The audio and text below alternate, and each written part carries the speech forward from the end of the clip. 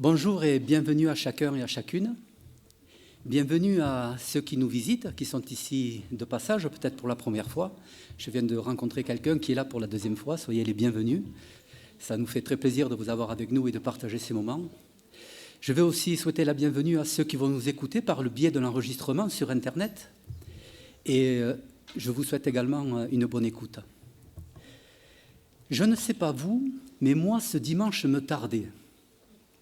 Parce que nous allons avoir le troisième volet de la série de messages que va nous donner notre frère Alain sur le thème « Vivre selon l'image de Christ ». Parce que c'est quand même notre but à atteindre. C'est vrai que nous sommes bénis dimanche après dimanche par les frères qui se succèdent et qui nous apportent les messages de la part de notre Dieu. Mais quand il y a des séries comme cela, ça donne envie d'avoir la suite.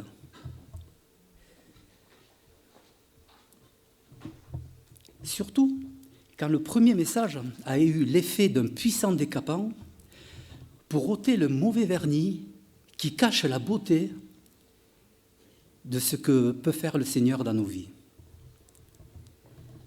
Et je dis ça en tout cas pour moi et à ma honte. Quand le deuxième message a été un encouragement sur la réalité des bienfaits de l'image de Christ, alors bien sûr, ça donne envie de connaître la suite, pas vous ? Alors pour l'instant, c'est la première partie de ce culte qui est consacrée à la louange et à l'adoration. Et pour cela, nous allons nous lever et chanter le premier chant qui va s'afficher. « À Dieu soit la gloire ».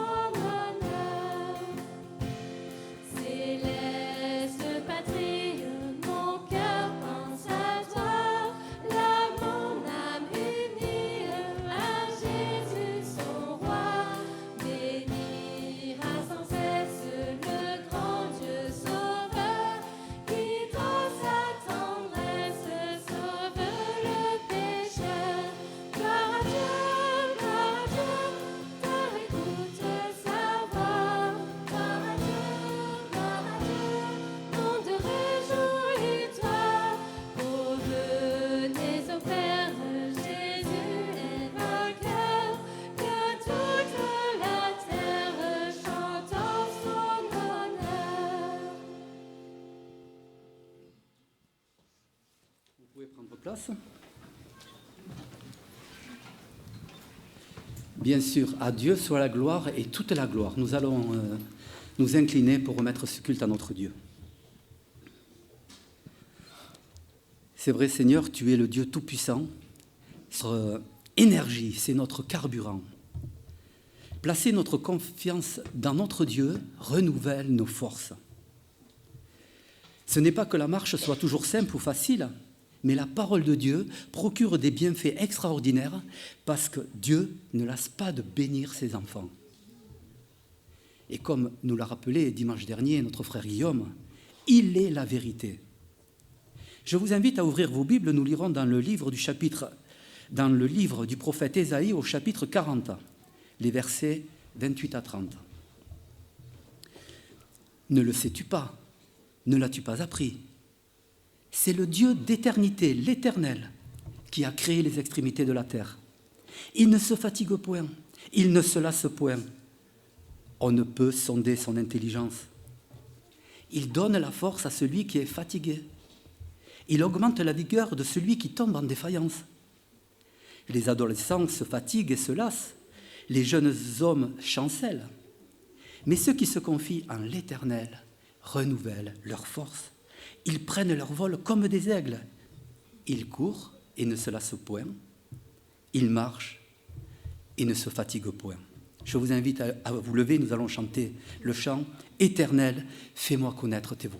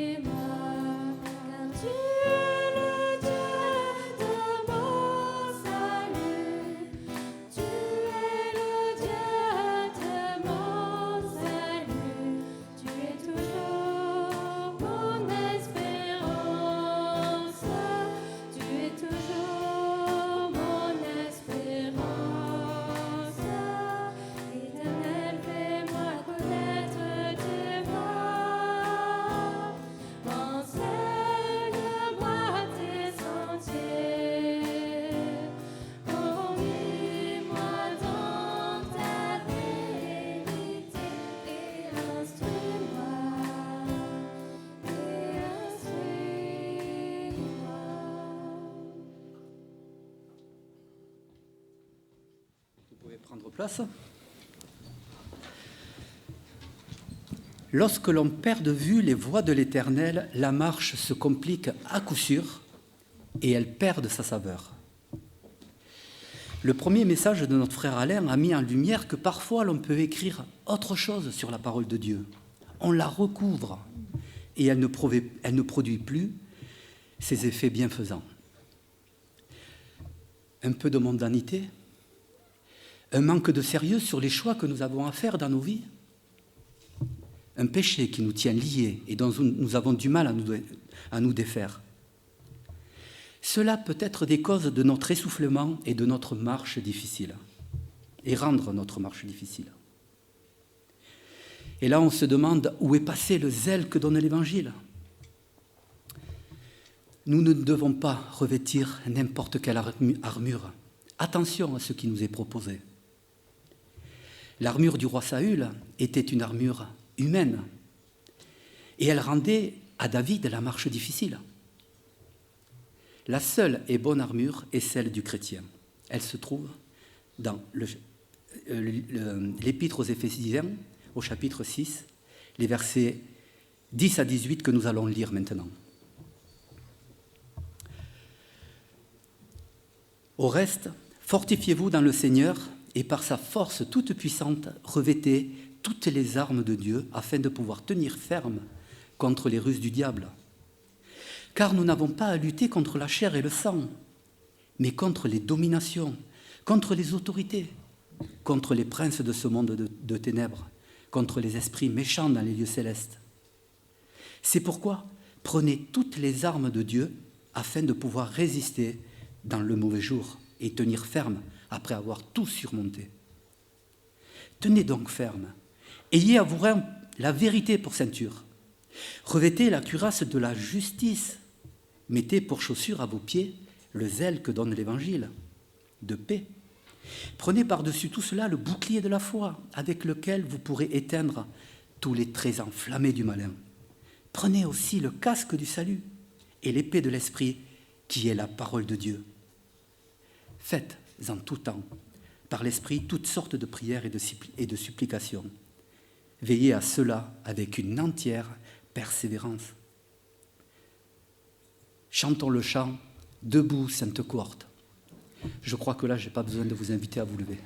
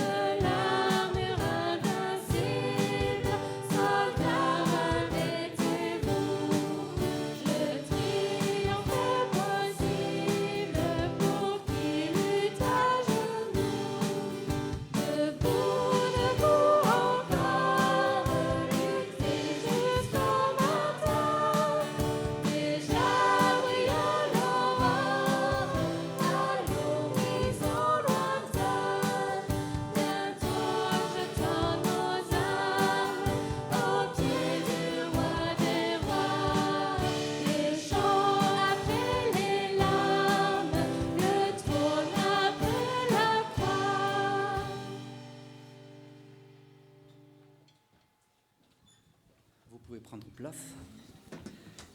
Le chant après les larmes, le trône après la croix.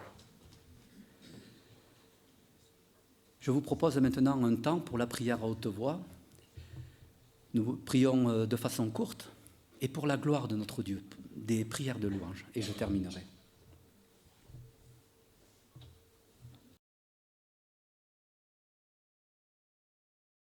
Seigneur notre Dieu, c'est vrai, chaque jour, quand nous ouvrons nos yeux, nous voyons l'étendue de ta création et nos cœurs se tournent vers l'adoration. Parce que tu es un grand Dieu, tu es celui qui a tout fait. C'est vrai, comme l'a dit notre sœur, tu t'es révélé aussi par Jésus-Christ. Par Jésus-Christ, on t'a vu. Merci Seigneur, merci notre Dieu. Oui, vraiment, nous voulons t'adresser toute notre reconnaissance et toutes nos louanges. Au nom de Jésus. Amen.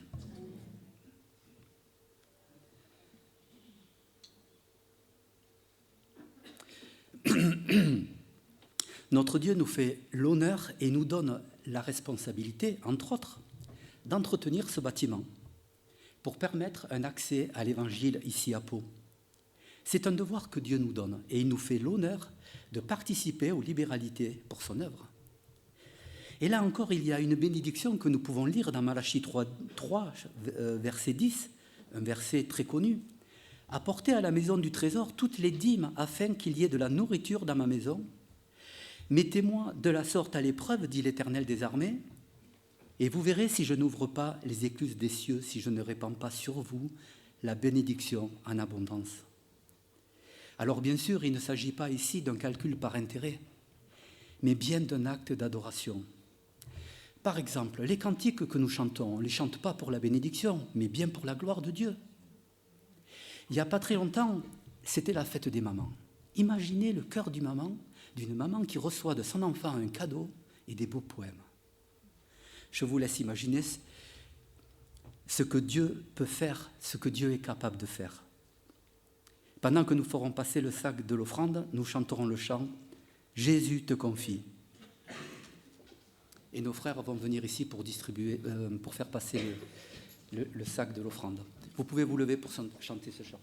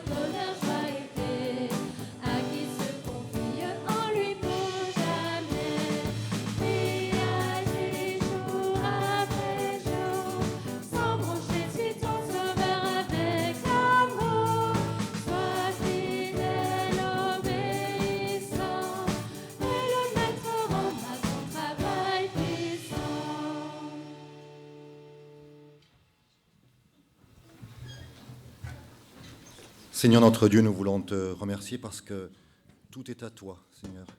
Et nous t'appartenons. Nous nous sommes, Seigneur, donnés à toi, nous t'appartenons. Tu nous as rachetés de notre vaine manière de vivre et tu as fait de nous de nouvelles créatures.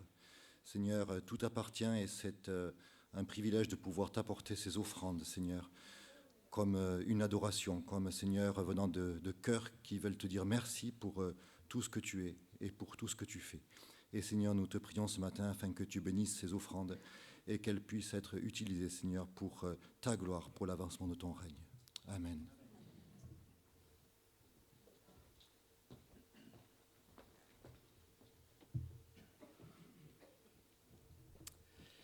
Le cœur de notre adoration, celui que nous plaçons au centre de notre culte, c'est la table du Seigneur. Parce que toute la parole de Dieu nous dirige et nous conduit à Jésus au pied de la croix de notre Seigneur. Parce que ce repas nous rappelle et témoigne de l'événement le plus important que la terre a connu par la personne la plus importante que la terre a portée, puisqu'il s'agit de Dieu lui-même, fait homme en Jésus-Christ. Par ce simple repas du pain et du verre, nous allons témoigner et annoncer que Jésus, le Fils de Dieu, a donné sa vie pour notre rachat et nous réconcilier avec Dieu de la séparation qu'il y a eu à cause du péché originel. Il a donné sa vie, il nous délivre de la servitude du péché. Et parce qu'il est le Fils de Dieu, parce qu'il est la résurrection et la vie, il est ressuscité et il revient bientôt. Ce repas annonce tout cela. Voilà pourquoi parfois je tremble. Mais voilà pourquoi parfois je chante. C'est le chant que je vous invite à chanter maintenant. Nous pouvons rester assis pour chanter ce chant. Viens et vois.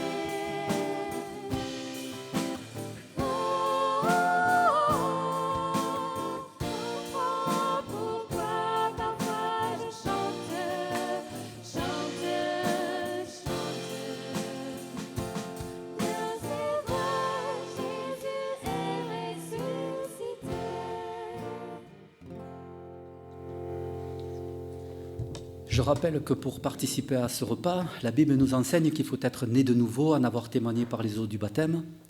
Il est recommandé aussi que chacun s'éprouve soi-même pour ne pas boire et manger un jugement contre lui-même. Alors, si vous pouvez et voulez participer à ce repas, je vous invite à vous lever, cela facilitera la distribution. Et les frères que j'ai sollicités tout à l'heure de venir pour m'aider à distribuer le pain et le vin.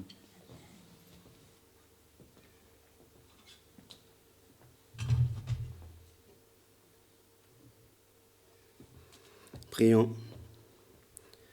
Oui, Seigneur notre Dieu, ce matin, tu nous as invités à ta table, Seigneur. Il est vrai que nous ne sommes pas dignes d'être à ta table. Mais Seigneur, par ta grâce, nous sommes là. Toi, le Dieu créateur de toutes choses, tu t'es fait homme. Tu es descendu jusqu'à nous pour nous servir, pour nous montrer le chemin. Et tu as été jusqu'au bout du plan parfait pour notre salut. Tu as été jusqu'à cette croix. Tu as subi toutes les meurtrissures. Tu as subi toutes les souffrances qui nous étaient destinées. Oui, Seigneur, tu as pris notre place sur ce bois maudit. Et ce matin encore, c'est avec gratitude, avec reconnaissance. Oui, nos mots sont faibles pour t'exprimer, Seigneur, toute notre reconnaissance. Et oui, ce matin, nos cœurs sont en joie. Nous ne tremblons pas, mais nous sommes en joie, Seigneur, pour commémorer ce que tu as fait pour nous à la croix. Merci. À ton Saint-Nom que nous avons prié. Amen. Prenez le Père.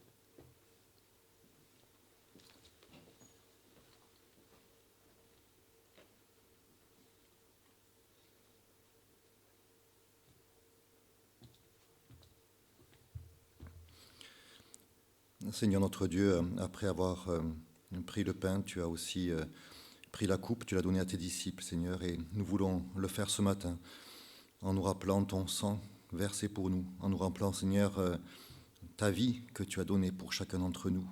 Seigneur, merci parce que nous sommes morts avec toi sur la croix et nous sommes aussi ressuscités avec toi. Merci Seigneur parce qu'en prenant cette coupe, nous annonçons aussi ta victoire, qui est notre victoire, et nous annonçons ton retour, Seigneur, qui est proche. Seigneur, tu viens bientôt.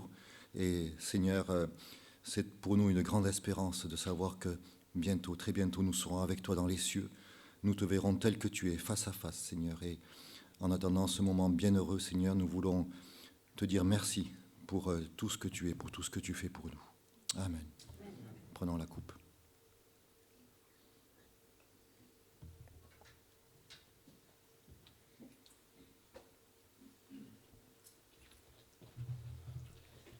Pendant que nos frères ramassent les coupes, je vous invite à vous lever et nous allons chanter « À l'agneau sur son trône ».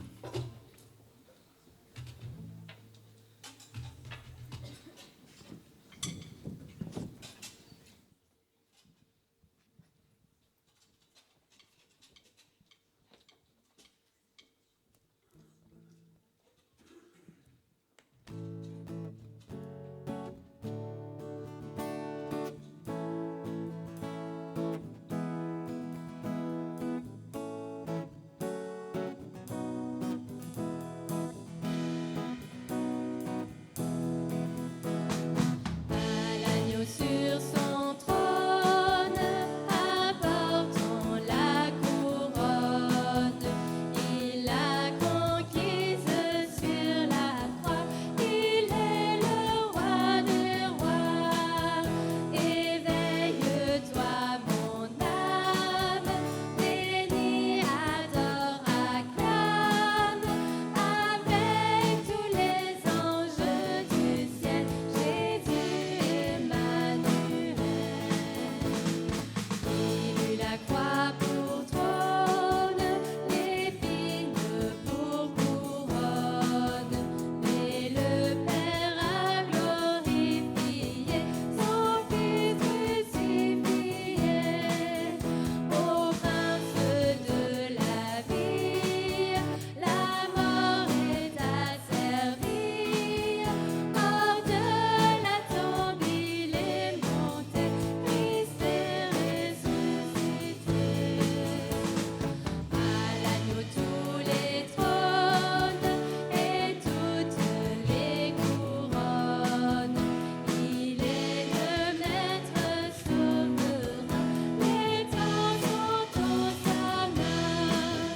Rendons l'honneur suprême à celui qui nous aime et qui revient victorieux pour nous ouvrir les cieux.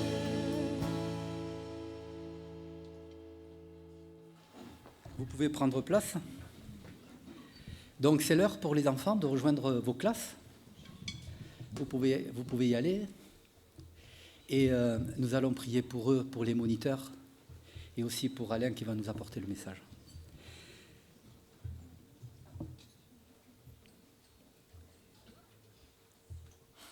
Seigneur notre Dieu, nous te bénissons pour ces chers enfants. Nous te prions, Père, que tu touches leur tendre cœur et qu'à jamais ils soient à toi. Merci Seigneur, et nous te demandons aussi de donner la sagesse et l'intelligence aux moniteurs qui vont les enseigner. Seigneur, aussi parfois nous pouvons avoir des standards dans nos vies qui ne sont pas conformes à ta parole. Et nous te prions de nous aider par le message qui va nous être apporté, de pouvoir te ressembler, de pouvoir vivre selon ton image. Nous te prions et nous te demandons de bénir notre frère Alain. Merci Seigneur, parce que tu es un Dieu merveilleux, parce que tu es notre Père. Au nom de Jésus. Amen. Voilà, je laisse la place à Alain.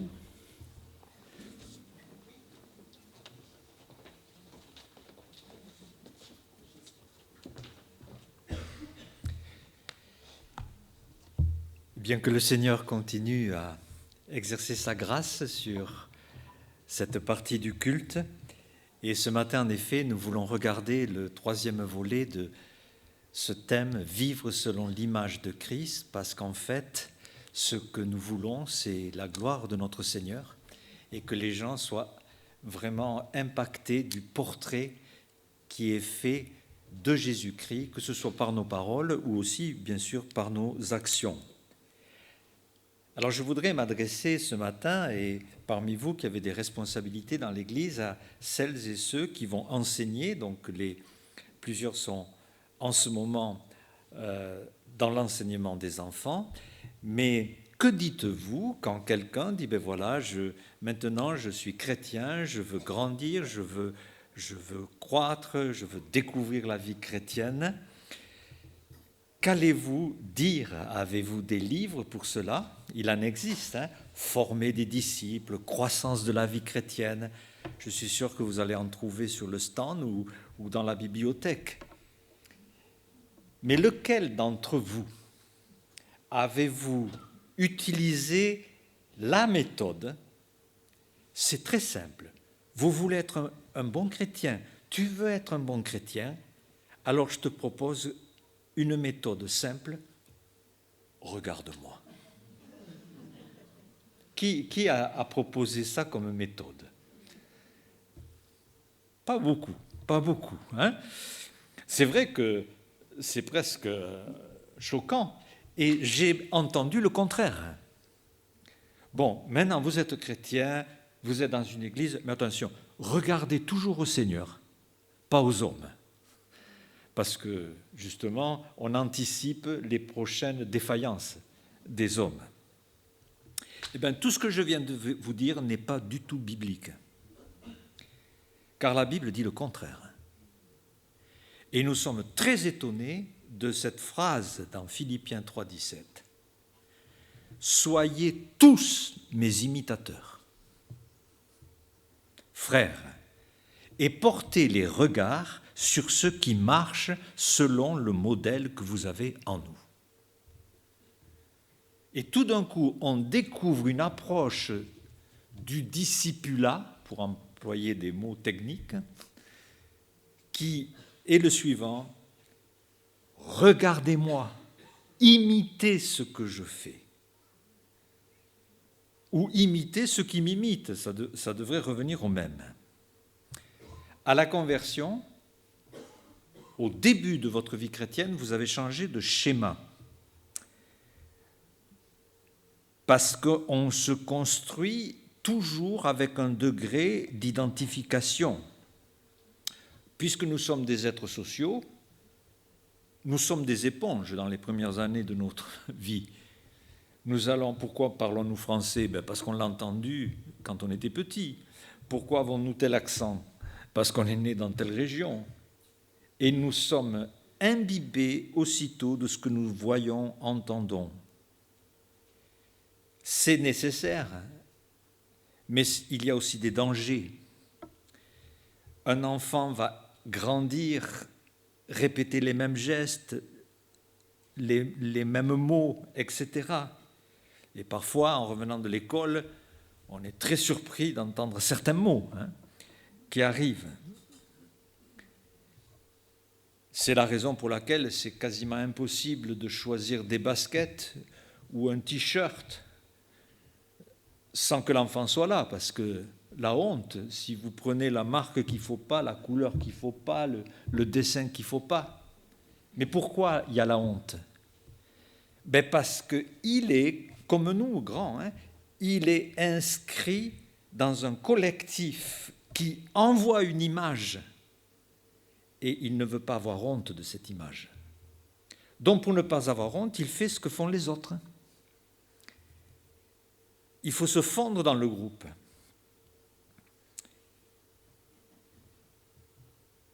On est rassuré d'avoir certains codes, bien sûr, dans lesquels on évolue. Mais tout n'est pas bon. Et à un moment donné, en grandissant, on se dit, mais là, est-ce que je dois faire pareil ou pas pareil? Et on s'aperçoit, évidemment, qu'on ne peut pas faire pareil. Dans 1 Pierre 1,14, il est écrit « Comme des enfants obéissants, ne vous conformez pas aux convoitises que vous aviez autrefois quand vous étiez dans l'ignorance. » ne vous conformez pas. Et la traduction ne vous conformez pas, c'est le mot schéma. Ne prenez pas le même schéma. Ce schéma peut aller très loin.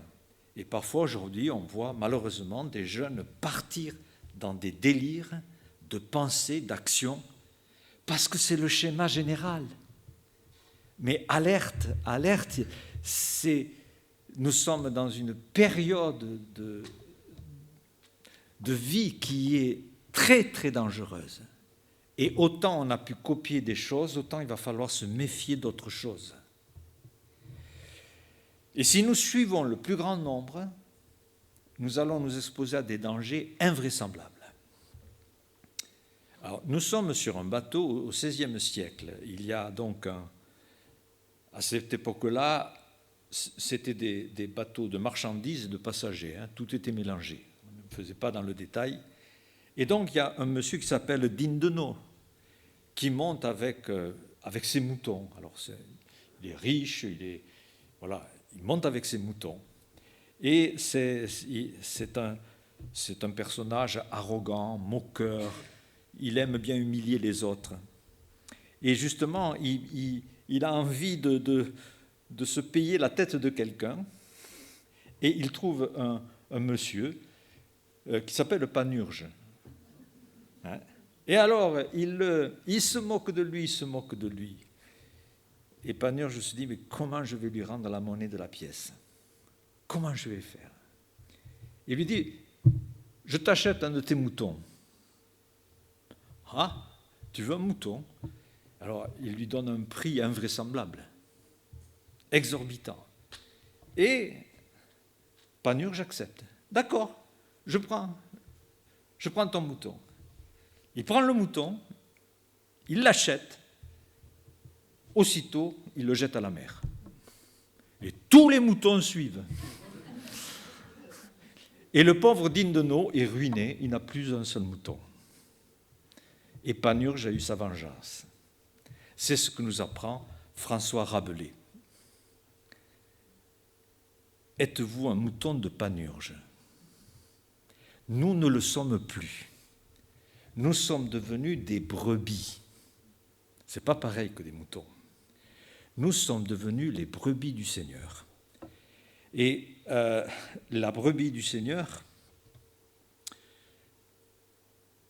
commence une nouvelle vie en suivant un nouvel exemple, mais en s'attachant à quelqu'un qui s'est sacrifié pour lui. Et c'est toute la différence.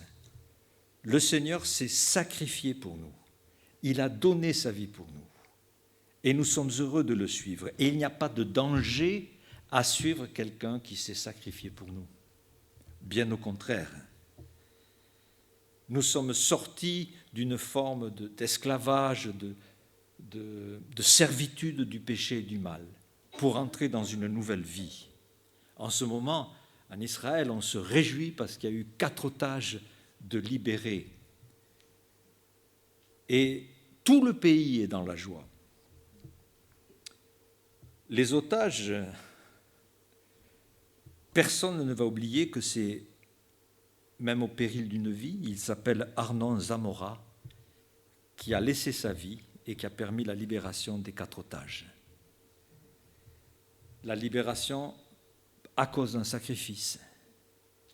Oui, nous sommes devenus des brebis, nous sommes appelés à suivre quelqu'un qui a donné sa vie pour nous. Et c'est quelque chose de fantastique. Et s'il a donné sa vie pour nous, c'est parce que nous avons beaucoup de prix pour lui. Nous avons un prix immense. Et il veut ainsi nous permettre d'aller vers l'excellence et nous améliorer.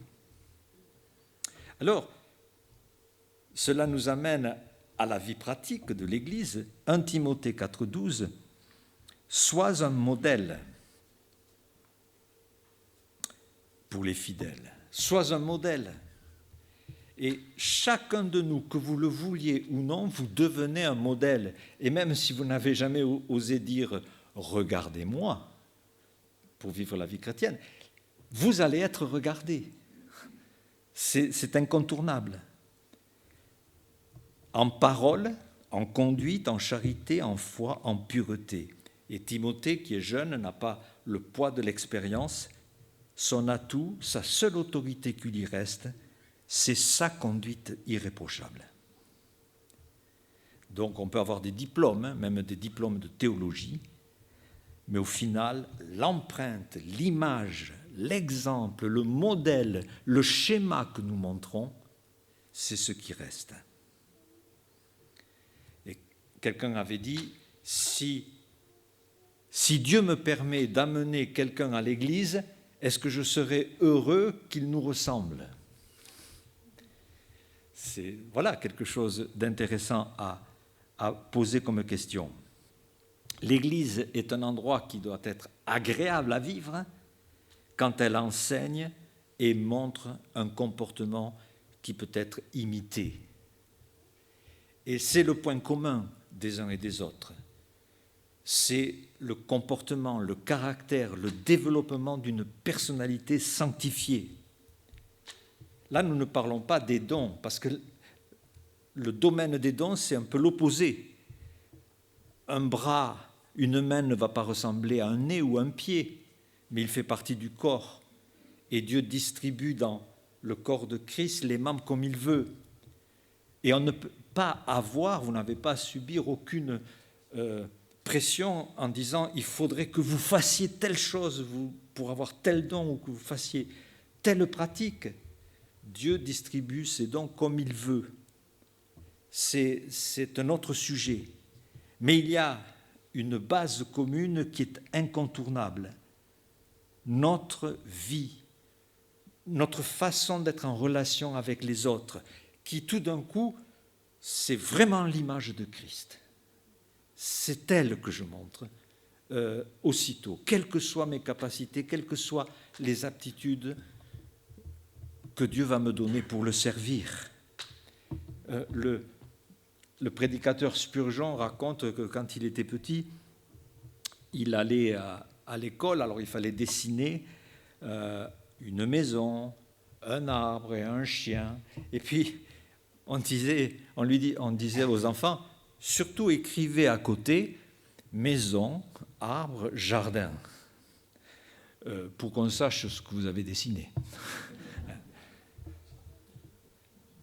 Parfois, malheureusement, il faut ajouter la légende pour qu'on comprenne vos gestes, vos humeurs, vos attitudes, alors qu'on ne devrait pas avoir à écrire chrétien en dessous pour montrer qui vous êtes. Nous ne savons pas toujours qui nous regarde et nous ne réalisons pas l'impact que nous pouvons avoir sur quelqu'un. 2 Timothée 3,10, c'est un passage qui m'a toujours interpellé. Paul dit « Tu as suivi de près mon enseignement, ma conduite, mes résolutions, ma foi, ma douceur, mon amour, ma constance. » Alors, il y a là une série de choses différentes, mais la première qui est un peu à part par rapport aux autres, c'est l'enseignement. Paul parlait à Timothée aussi en tant qu'apôtre, à qui le Seigneur a donné l'enseignement. Et il dira ailleurs, j'ai posé le fondement comme un sage architecte et que chacun prenne garde à la manière dont il bâtit dessus. Les églises aujourd'hui sont toutes dépendantes de l'enseignement apostolique. Il n'y a pas de révélation supplémentaire dans le sens je ne peux pas amener à l'Église une nouvelle doctrine. Je ne peux que rapporter ce que j'ai reçu. Et Dieu a authentifié le message des apôtres, justement, comme nous le dit Hébreux 1, en leur accordant beaucoup de puissance, de miracles et de prodiges pour montrer toute l'autorité de cet enseignement. Nous dépendons de cet enseignement. Et nous le recevons. Mais cet enseignement, nous devons le transmettre. Et vous me direz, mais alors pourquoi toutes les églises n'enseignent pas exactement la même chose puisque c'est la même source? Ben, vous avez trouvé la bonne question à laquelle je vais avoir du mal à répondre. Parce que la révélation est là, toute la parole de Dieu est là, mais il y a des sujets très complexes. La femme voilée, le registre des veuves, le statut des esclaves, la mise en commun de tous les biens, des chrétiens qui se rasent la tête, des flammes de feu qui arrivent au moment où le Saint-Esprit arrive, etc. Tout ça, c'est dans le Nouveau Testament, mais certaines choses, nous ne les voyons pas, ou nous ne les voyons plus. Ou alors, elles sont associées à un contexte, à une culture du moment qui est difficilement transmettable et qu'il faut, je dirais, paraphraser, trouver l'équivalence dans la culture aujourd'hui. Je le crois profondément s'agissant du voile des femmes et de comment les femmes doivent être vêtues, se comporter dans l'Église. Il y a des équivalences aujourd'hui et il faut les trouver. Pourquoi Paul se rase la tête? Pourquoi les disciples se lavent les pieds, etc., etc. Il y a des équivalences. Alors, selon l'Église dans laquelle on est, certaines choses sont mises en pratique d'une certaine manière et pas d'autres, ou différemment. J'ai été membre de pas mal d'églises, mais une chose qui est certaine, c'est que l'essentiel, c'est de respecter chaque église.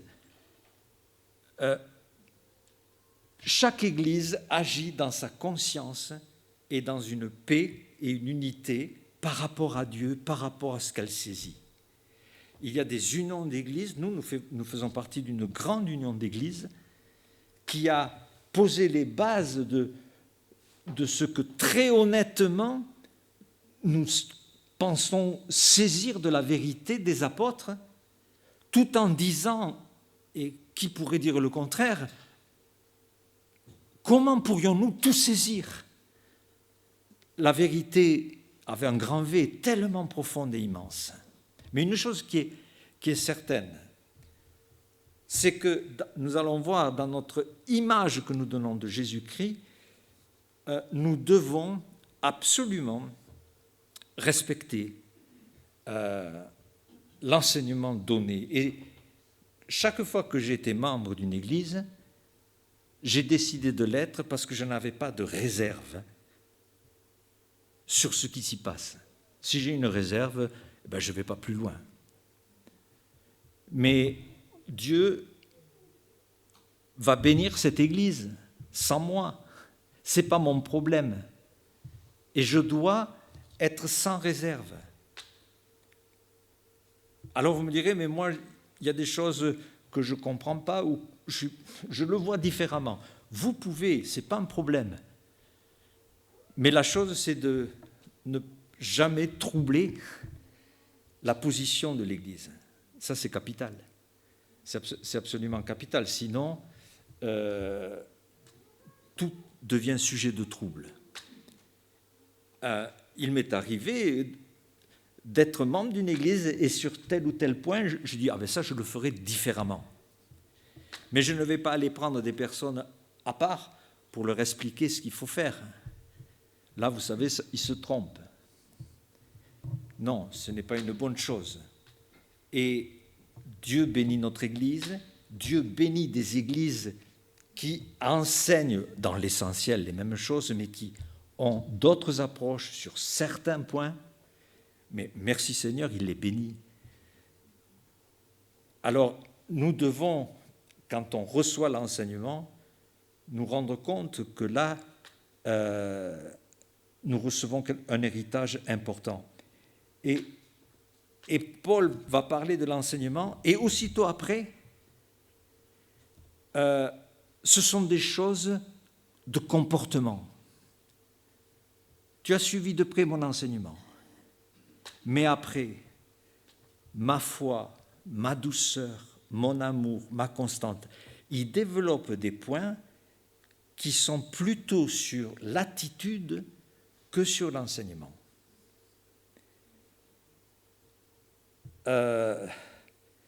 Ce matin, être à l'image de Christ, c'est regarder comment je suis doux et comment je ne démarre pas au quart de tour. Regardez ma constance. Vous savez, il y a des versets, vous les trouverez dans le Nouveau Testament. Il est beau d'avoir du zèle en tout temps. Il nous a exhorté de prier sans cesse. Il nous a dit, soyez toujours joyeux. Il nous a dit aussi, je m'efforce d'avoir une conscience sans reproche. Est-ce qu'on est constant? Est-ce qu'on est constant? Et Paul va dire à Timothée, tu as suivi de près. Et notre défi par rapport aux autres chrétiens de l'Église dans laquelle nous sommes, c'est est-ce que vous pouvez suivre de près ce que je suis? Alors il m'est arrivé d'aller prêcher dans des églises et je leur ai dit, voilà, oui c'est vrai, je passe, vous ne me connaissez pas, donc je suis sympathique, tout ce que vous voulez. Mais si vous demandiez à des gens qui vivent avec moi, ce serait autre chose, une autre version que de se croiser. Et au fur et à mesure qu'on connaît les gens, vous vous rendez compte, est-ce que vous pouvez dire à quelqu'un qui vit avec vous depuis longtemps, tu as suivi de près, je constate combien je suis doux, combien je suis stable, mais constate. Moi, je peux le montrer à quelqu'un que je vois pour la première fois. Mais on ne peut pas faire la démonstration de la constance en 24 heures. Ça ne va pas ensemble. Ça ne va pas ensemble. Alors, approchons-nous de notre modèle. Nous savons que nous sommes appelés, 1 Corinthiens 11, 1, « Soyez mes imitateurs », mais Paul ajoute « comme je le suis de Christ ». Alors, qu'est-ce que vous avez envie d'imiter de Christ, justement, pour vivre selon son image? Qu'est-ce qui nous est possible de vivre de Christ? Soyez mes imitateurs. Alors, imitateur, c'est la traduction de mimetes. Nous avons le mot mimétisme. Soyez dans le mimétisme. Nous savons que le disciple ne sera pas plus grand que son maître, mais tout disciple accompli sera comme son maître. Dieu m'appelle aujourd'hui d'être rempli du Saint-Esprit. Y a-t-il des signes de la plénitude du Saint-Esprit? Il y en a. Et le premier signe, je crois réellement, de la plénitude du Saint-Esprit, c'est que tout d'un coup, on développe la personnalité de Christ. C'est pour cela qu'il est dit dans Philippiens 2, verset 5, « Ayez en vous les sentiments qui étaient en Christ. Il s'est dépouillé, il est devenu serviteur, il est devenu un simple homme, il s'est humilié et il a obéi jusqu'à la mort. » Vivre selon l'image de Christ, c'est être habité de ce sentiment divin, parce que Jésus-Christ était dans la gloire, était dans un univers absolument inimaginable de beauté, et il a tout quitté pour aller chercher des gens qui ne méritent rien. Il s'est dépouillé, il s'est humilié. Franchement, avons-nous cette fibre? Avons-nous ce sentiment de dépouillement? Le mot sentiment, c'est le mot sympathéo en grec, qui va devenir le mot sympathique en français, mais qui est totalement impropre au contexte. Parce que sympathéo, c'est un mot qui veut dire Sem avec, pathos, souffrir. Je souffre avec. Quand vous dites que quelqu'un il est sympathique, vous ne dites pas « Ah, voilà quelqu'un qui souffre avec moi ». C'est beaucoup plus léger que ça. Sympathique, ça veut dire « Bon, il est sympa, voilà, il est sympa ». Mais le vrai sentiment, je suis prêt à souffrir pour le bien de quelqu'un. Quand je regarde la mort de Christ, je comprends comment je suis sauvé. Mais quand je regarde la vie de Christ, je comprends comment je dois vivre. C'est pour cela que dans 1 Jean 3,16, et c'est intéressant, retenez, là, vous avez les deux parties, en 2 versets, vous avez toute la vie chrétienne. Jean 3,16, car Dieu a tant aimé le monde, et 1 Jean 3,16. Et 1 Jean 3,16 nous dit quoi? Quelque chose d'absolument invraisemblable. Nous avons connu l'amour en ce qu'il a donné sa vie pour nous. Aussi, nous devons donner notre vie pour les frères. Mais qui a ce sentiment? Qui est prêt à donner sa vie? Voilà ce qui doit nous animer dans une église. On est prêt à tout pour l'autre, c'est notre frère. Comme les soldats sont prêts à donner leur vie pour aller chercher des otages.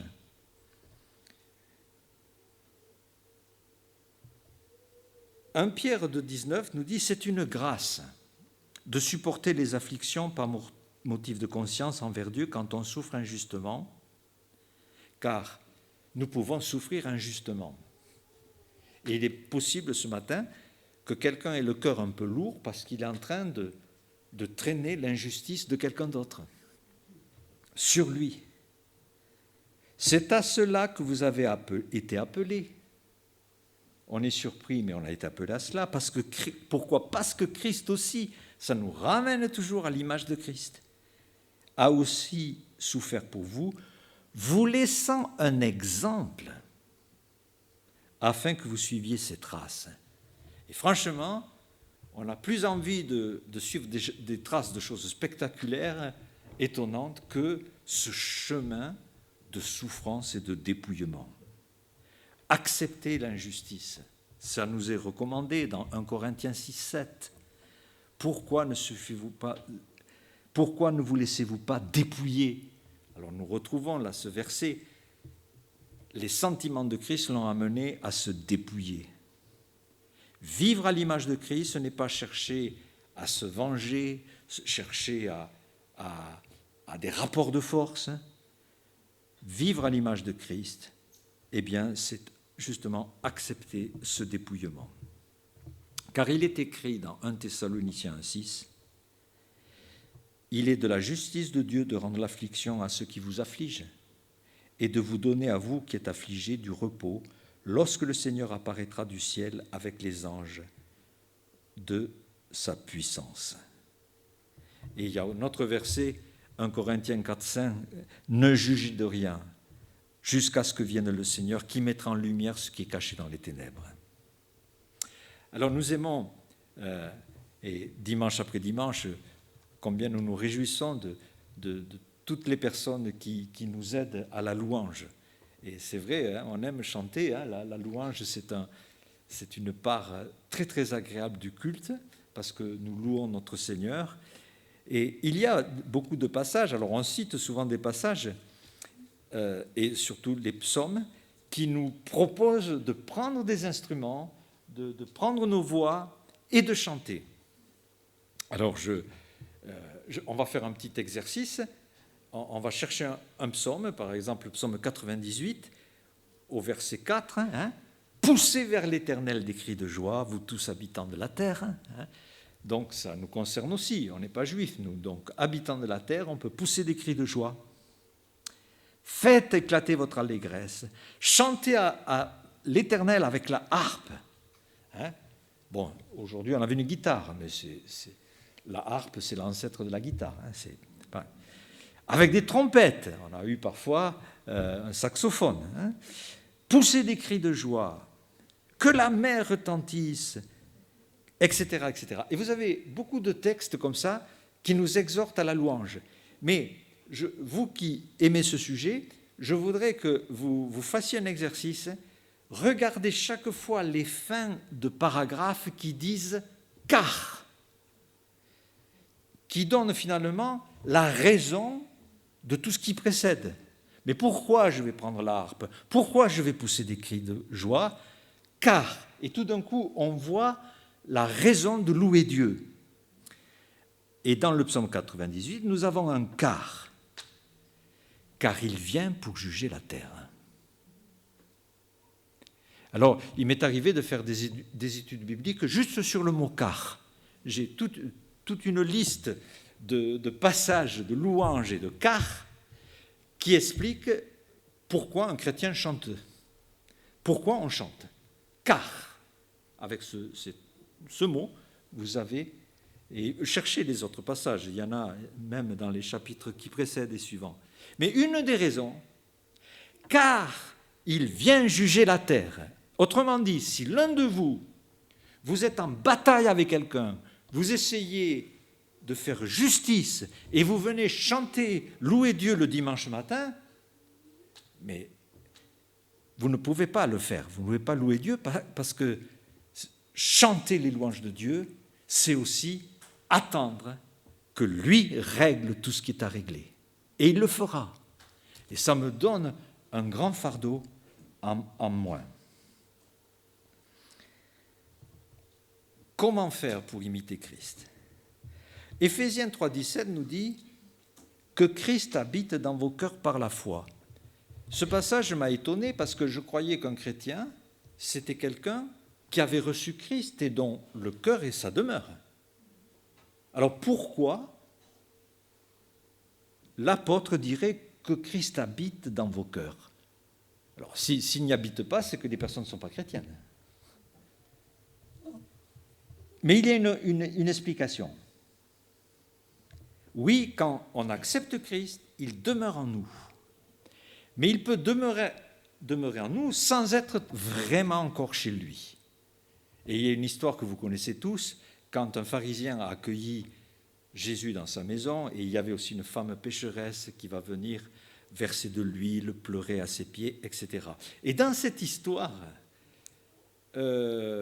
Jésus-Christ va parler à celui qui l'a invité. Oui, tu m'as invité chez toi, mais, et il y a une liste. Je suis entré dans ta maison, comme peut-être le Seigneur va me dire, je suis entré dans ton cœur, Alain, mais tu ne m'as pas donné d'eau pour me laver les pieds, tu ne m'as point versé de baisers, tu ne m'as point versé de l'huile.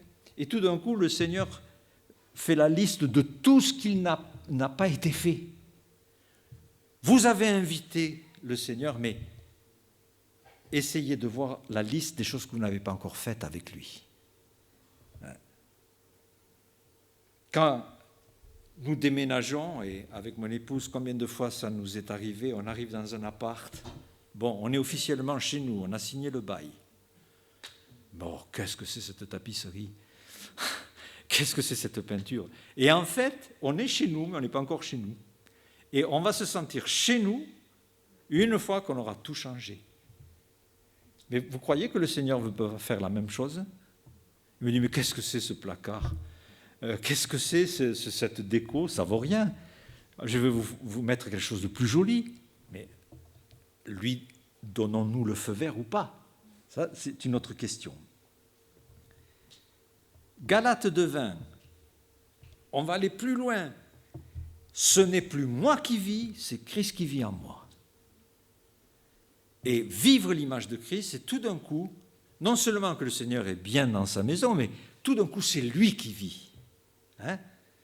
Un peu comme un gant. Vous prenez un gant, il ne va pas bouger le gant, il ne va pas faire grand-chose. Mais vous mettez une main dedans, tout ce que fait la main, le gant le fera. Parce qu'il y a la vie en lui.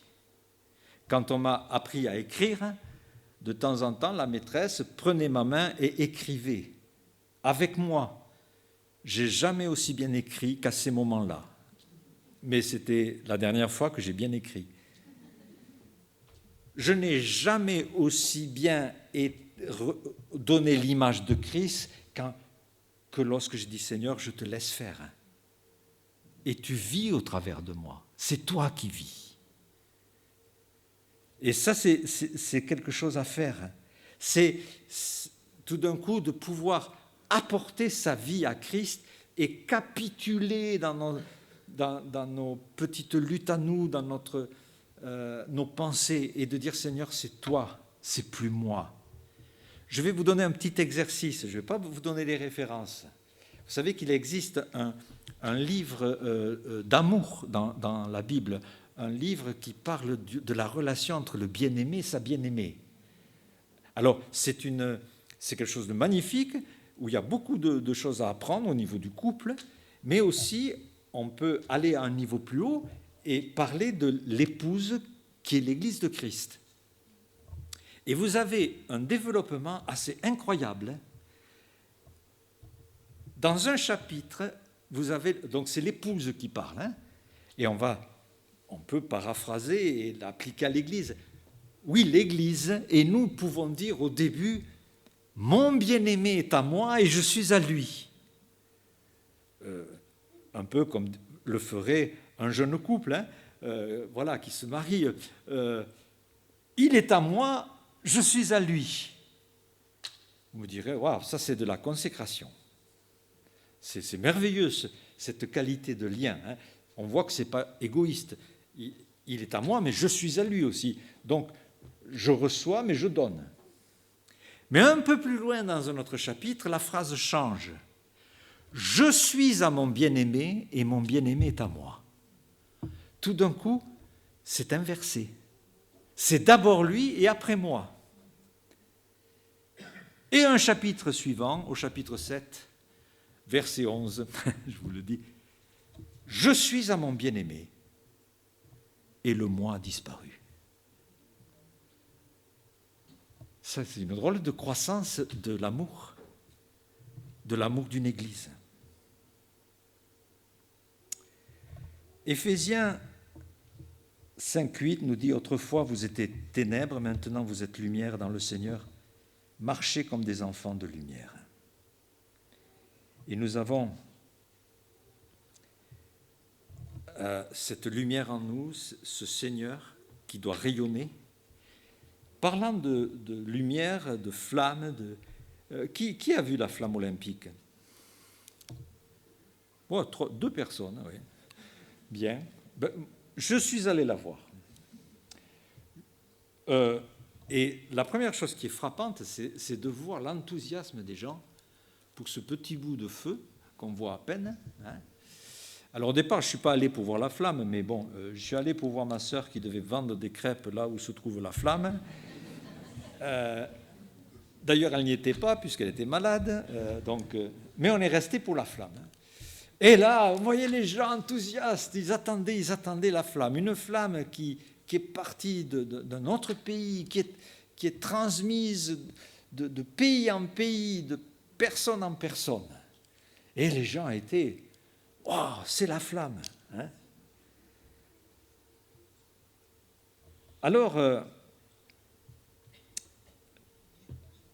2 Corinthiens 4,6 nous dit, Dieu qui a dit la lumière brillera du sein des ténèbres, a fait briller la lumière dans nos cœurs pour faire resplendir la connaissance de la gloire de Dieu sur la face de Christ. Nous portons ce trésor dans des vases de terre afin que cette grande puissance soit attribuée à Dieu et non pas à nous. La flamme a été transmise, mais notre Seigneur nous a été transmis. La flamme de la parole de Dieu qui est une lampe, la flamme de notre Seigneur, cette flamme brille dans nos cœurs, s'installe dans nos cœurs. Et le but de Dieu, c'est de faire resplendir la connaissance de Christ. La transmission de la flamme olympique s'est faite depuis un pays jusqu'à maintenant. Comme ce que nous recevons, ça nous a été transmis. Il y a eu un point de départ. Dans Deutéronome, dans le schéma Israël, il nous est parlé de « Toi donc, ce commandement que je te donne aujourd'hui seront dans ton cœur, tu les inculqueras à tes enfants. » Transmission de la flamme. Ou dans le Nouveau Testament, de Timothée 2, « Ce que tu as entendu de moi, en présence de beaucoup de témoins, confie-le à des hommes fidèles qui soient capables de l'enseigner à d'autres. » Nous sommes des porteurs de flammes. Nous avons un Seigneur qui a dit « Je suis la lumière du monde ». Est-ce que notre vie donne envie aux gens de connaître ce Seigneur? Toute la question est là. Vivre selon l'image de Christ. Vous savez que Isaac Newton était considéré comme un des plus grands savants de tous les temps, mathématicien, astronome, physicien. Encore aujourd'hui, il n'a pas son égal. Hein. On se demande ce qu'il découvrirait s'il vivait aujourd'hui. On lui doit l'attraction terrestre, la composition de la lumière, etc. Mais un jour, quelqu'un est venu le voir. Monsieur Newton, je suis quand même un petit peu surpris que vous croyez à la Bible et que vous avez, avec votre Bible, la foi comme l'aurait un petit enfant. Mais vraiment, pour vous, la Bible, voilà, il n'y a pas de doute, vous y croyez simplement. Mais comment vous, si intelligent, vous pouvez croire une chose pareille? Et le savant a répondu ceci. Parfois, il m'arrive, quand je suis absorbé dans mes calculs, dans mes pensées, de vouloir allumer mes bougies, puis ça ne marche pas, puis tout d'un coup, je réalise, ah oui, il y a toujours les éteignoirs dessus. Alors évidemment, si je ne les enlève pas, il n'y aura pas la bougie qui brûle et il n'y aura pas la lumière dans la pièce. La question que vous devez vous poser, demandez-vous quel est l'éteignoir qui empêche la flamme d'être là? Qu'est-ce qu'il y a dans ma vie qui fait que Dieu ne peut pas rayonner, qui étouffe cette lumière, qui obscurcit l'image de Christ? Et si l'image de Christ ne brille pas, ne croyez pas que la vie chrétienne soit difficile. Elle est facile et difficile. Elle n'est pas compliquée, disons. Il suffit de dire « Seigneur, je me débarrasse de tout ce qui va obstruer la flamme et je te laisse vivre. Et tu me conduiras où tu voudras. » Et là, tout d'un coup, l'image de Christ devient incontestable auprès de vos proches, de votre famille, de tous ceux que vous fréquentez. Car il y a une forme de capitulation où on dit « Seigneur, c'est plus moi qui vis, c'est toi. » Et cette image de faire resplendir la gloire de la connaissance de Christ va donner l'appétit aux autres de connaître le Seigneur. Et que le Seigneur nous encourage et nous bénisse dans cette voie. Amen.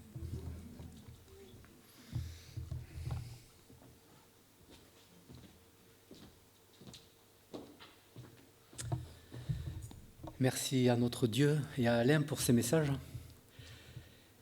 À la suite de cette série de messages, il y a un verset qui revient. Il faut qu'il croisse et que je diminue. C'est simplement par la foi que nous pouvons y arriver. Et Alain a choisi comme chant « Ta bienveillance ». Je vous propose maintenant de vous lever et nous allons chanter ce chant.